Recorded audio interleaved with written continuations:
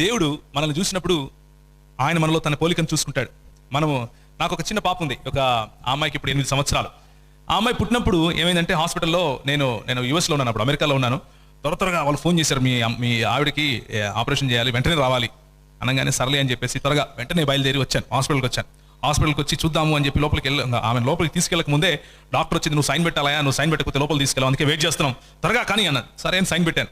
కానీ లోపల ఒక రకమైనటువంటి ఆశ, చూడాలి నా బిడ్డను చూడాలి ఎలా ఉంటుందో ప్రార్థన చేస్తున్నాను. ప్రభా నాకు ఇంకొంచెం శక్తిని, నేను లోపలికి రావచ్చా అని అడిగాను.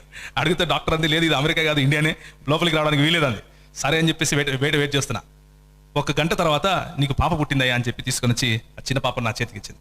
ఆమెను చూసినప్పుడు ఆమె కళ్ళు, ముక్కు, నోరు, చెవులు అంతా నాలాగనే కనిపించాయి. నాలాగనే మీ బిడ్డంతా నీలాగనే ఉంటుంది అన్న ప్రతి ఒక్కరికి నేను ఏదో ఒకటి గిఫ్ట్ ఇస్తాను. ఇప్పుడు కూడా నీకు కూడా కావాలమ్మా. దేవుడు కూడా అంతే, మనల్ని చూసి వీడు నాలాగా ఉన్నాడు అని అనుకోవాలి అనుకుంటాడు. ఎవరైనా చూసినప్పుడు వీడు అచ్చం వీళ్ళు నాయనలాగా ఉన్నాడు అని అంటే మన తండ్రులకు ఎంత సంతోషమో, మన ప్రభువుకు కూడా వీడు దేవుడు లాగానే ఉన్నాడు అని చెప్తే ఆయనకు సంతోషం.